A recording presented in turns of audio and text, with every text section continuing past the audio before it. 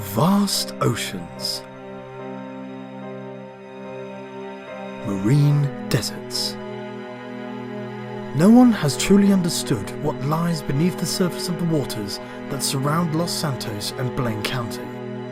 Until now.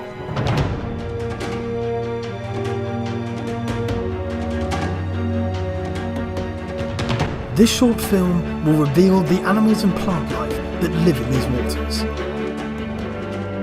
From the southern oceans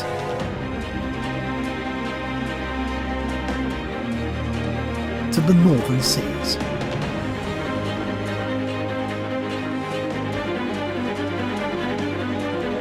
Come on a journey into the deep.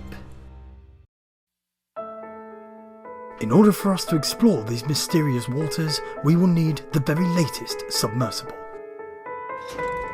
This is Theodore, a submarine with walls 6.5 inches thick and a 7-inch thick acrylic sphere, which will enable it to dive to a maximum depth of 500 feet. Theodore is also equipped with the most up-to-date high-definition cameras, which will enable our pilot and cameraman to observe anything that is discovered beneath the depths in the utmost detail.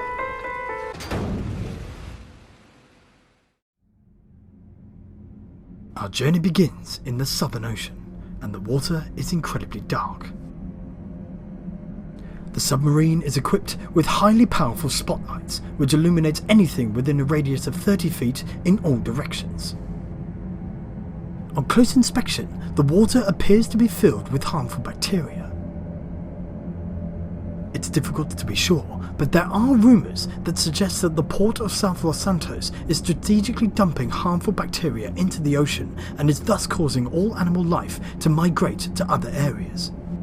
These are, however, merely rumours, but there is solid evidence that proves that man is filling these waters up with unwanted objects. It's hard to determine what this particular item is, however, there are vastly more recognisable structures. This is a cargo plane with a wingspan of 18 metres. It would seem that the Los Santos International Airport, when it has no further use for such a plane, will simply discard it into the ocean. The sheer bulk of this plane has caused irreparable damage to the coral reef which lies beneath. However, all is not lost. In given time, the coral and algae which thrived will latch on to the bulk of this colossal aircraft, and the cargo plane itself will become the foundation of a brand new coral reef. As we travel further into the depths, a strange noise emanates from the gloom.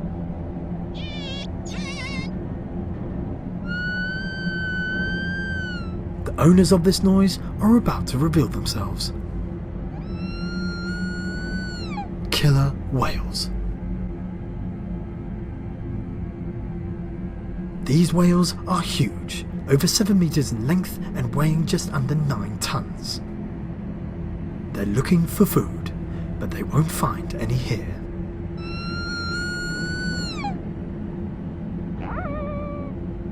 If these whales are to find sufficient food, they will need to continue their travels into the vastness of the open ocean. If they're lucky, they will come across a school of mackerel, but for the meantime, they will have to starve.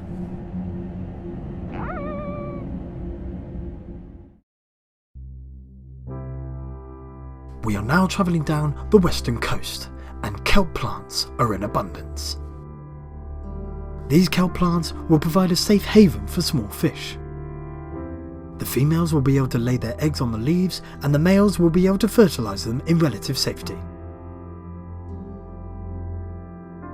As we travel further still, we discover a number of kelp plants are completely isolated in the surface waters, and yet they are still flourishing. How can this be? The main source of nutriment for a kelp plant is in the base, where all of the minerals and starches are collected.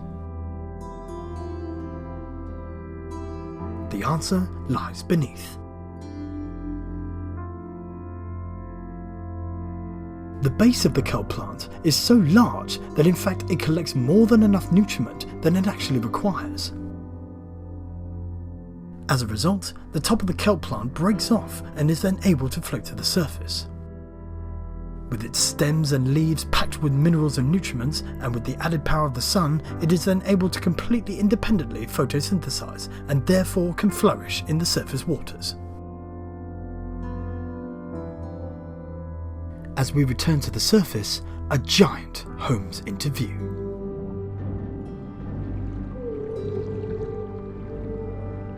A male humpback whale.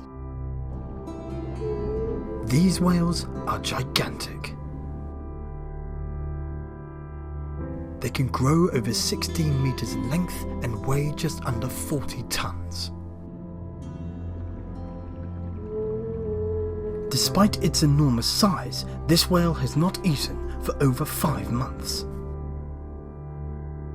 He's living solely off of his fat reserves, which he accumulated in the Arctic waters of the North Polar region, and he's near starvation. He's currently following a traditional migratory route which will take him to the breeding grounds of the North Seas.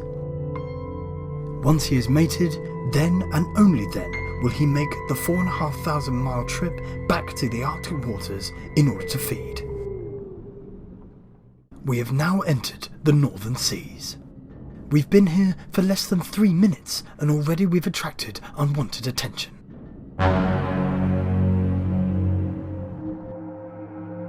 A tiger shark. These sharks are extremely territorial and they are known man-eaters. They are, however, incredibly inquisitive. Before attacking their prey, they will first investigate by butting into it with their highly sensitive nose. The submersible, however, was not what this shark was looking for, and so after a 20-minute pursuit, it eventually gave up the chase. When one shark disappears, more arrive. Hammerhead sharks.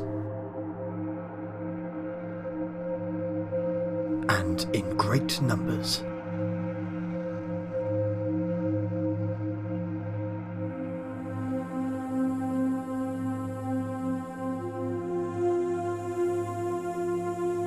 Scientists have only recorded hammerheads to be together in such large groups when a feeding frenzy is about to take place.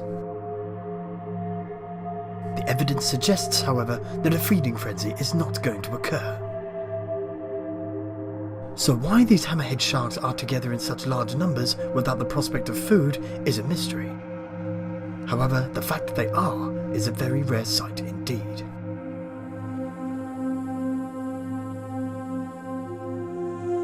Eventually, these sharks will soon disperse and will once again become lone wanderers of the open ocean.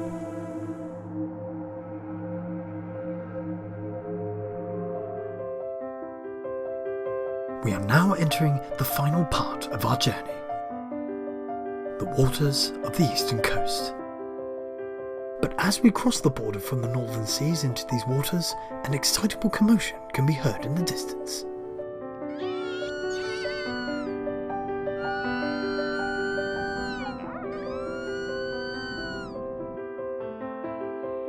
It's a pod of killer whales. These whales have returned from a squid hunting trip around 400 meters below. Their bellies full, they return to the surface and begin to strengthen their social bonds.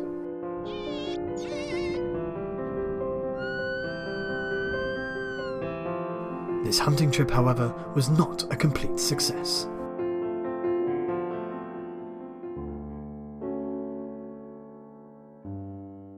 A young calf has gotten badly injured.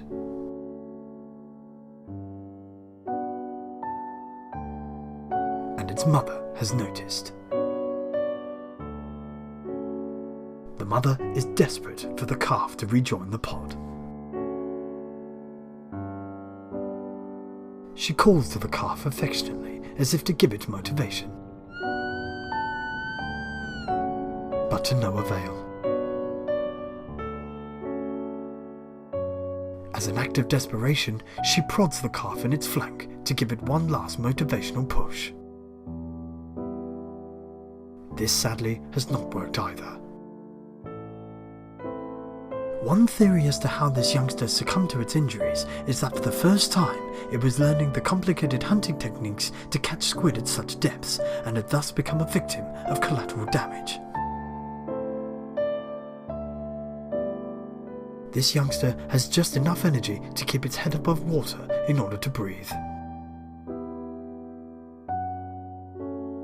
But with its health levels rapidly diminishing, tragically, this calf will not survive.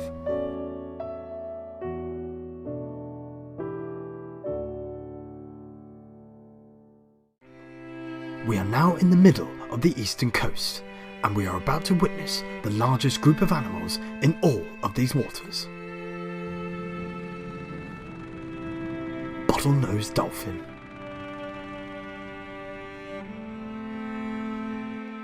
These dolphins are agile, highly sociable, and extremely intelligent.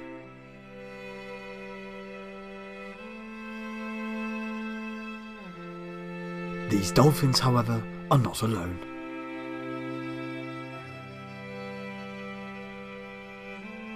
A shark has been following the pod for the last 20 miles.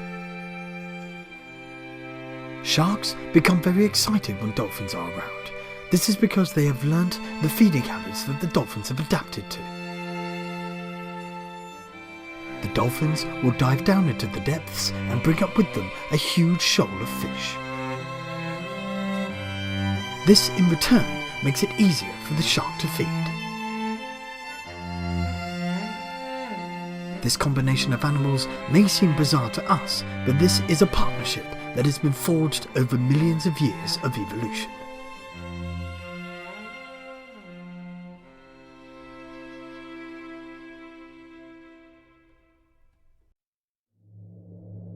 We are at the very end of our journey, and something very bizarre lies on the sea floor.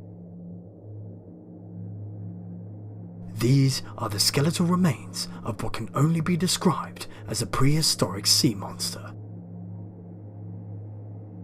The head is the size of a small family car. The ribcage is big enough to engulf the submersible with a couple of inches to spare. The spine is over 20 meters long. Scientists have estimated that this creature would have grown to a length of up to 40 meters and would have weighed over 85 tons. No one is truly sure. However, one thing is for certain. On our journey of the waters that surround Los Santos and Blaine County, we have explored less than 15% of them. If this is at the bottom of the sea floor on the eastern coast, who knows what else is out there?